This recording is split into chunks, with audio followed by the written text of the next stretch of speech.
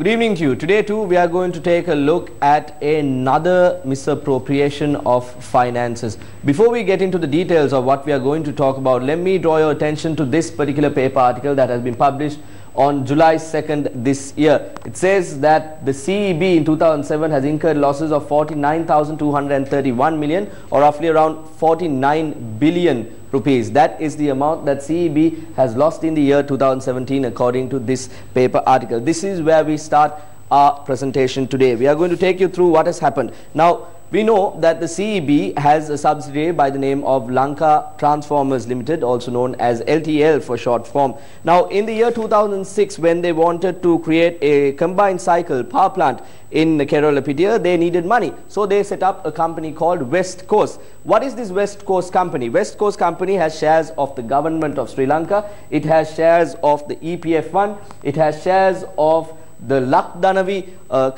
power plant, and it has also shares of LECO, another company held by the CEB. What is their share percentage? The government of Sri Lanka owns shares of this West Coast company to the tune of 50%, LECO at 18.2%, EPF at 27.1%, and Lakdanavi at 4.8%. This is where our story begins. Now, we also have to realize that LECO and EPF, LECO and EPF are also government funds. So thereby, if you take a look at the shareholding here, it's clear that about 95% of the shares of this West Coast company is being held by the government. Now, it is in this backdrop that this particular website, a website by the name of Energy Leaks, sends us the details, or say publicizes the details of the accounting details of West Coast Power Private Limited. Now, it is interesting to note what has happened to this company and the profits it has made.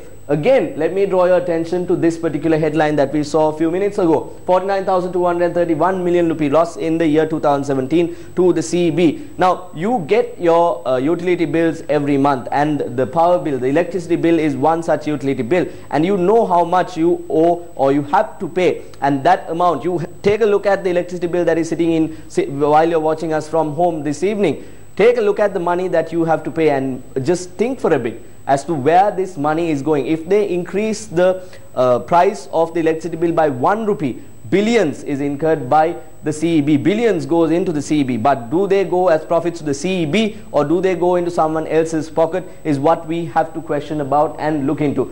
Now, going back to this little graph I have here with me, EPF holds 27%, LECO owns 18.2%, and the government of Sri Lanka owns 50% of the shares of the West Coast company that we just spoke to you about. Now, according to the details of Energy Leaks we have received, we can see that when the dividends was shared among these, the dividends of shared among the shareholders, 50% is held by the government of Sri Lanka. But where is the dividends that the government received? It is not mentioned. So thereby, the government has not received a dividend from West Coast through the profits it made. We'll go into how much profit they made in a bit, but take a look at this here. Lakdanavi owns only 4.8% of the shares of West Coast Lanka Private Limited, and when it comes to the dividends, they have received 39.75% of the dividends that is to go into the government, and the government, the 50% shareholder of the West Coast Private Limited, has not received their dividends. Now, let's go into the details of the profit made by West Coast Lanka Private Limited. Now, these are the details, as I mentioned earlier, released by Energy Leaks, and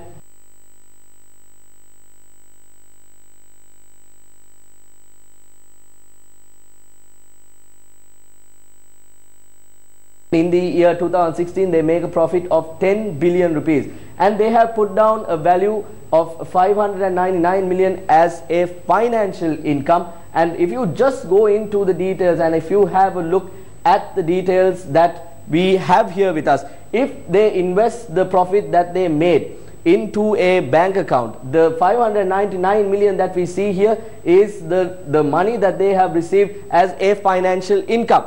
Now, this is a company, while the CEB is earning losses to the tune of 49 billion rupees, as we mentioned earlier, receives an amount of 9 billion rupees as profit.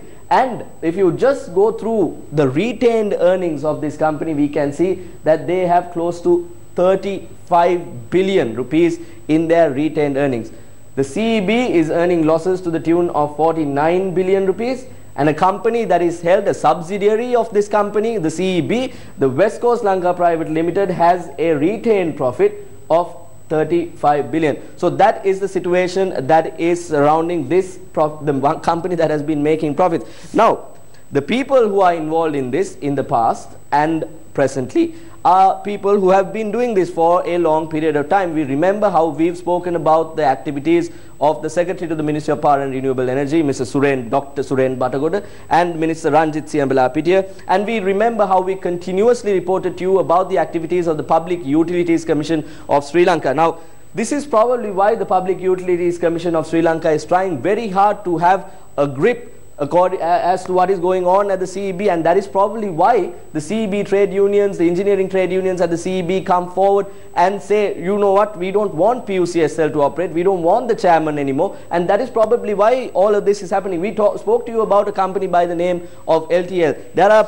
individual shareholders in this company as well, and there are Mr. UD Jayawardena, Mr. MJ Marika, and people like Pittigal. Now the minister, the secretary to the ministry, are all people who are aware of things like this, and they have to look into what is going to happen. As I mentioned to you earlier, while the CEB is earning losses to the tune of 49 billion rupees, there are retained profits for this company, retained earnings rather, amounting to 35 billion rupees. So you can understand what is happening here.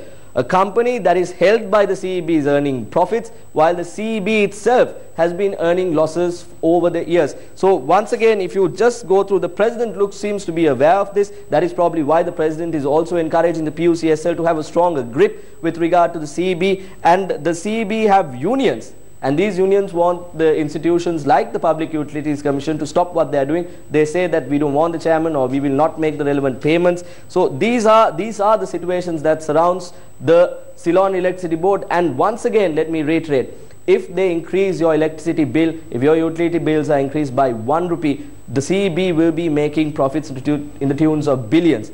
But do they go into the CEB as profits, or do they go into people's pockets? That is the question that we have to raise.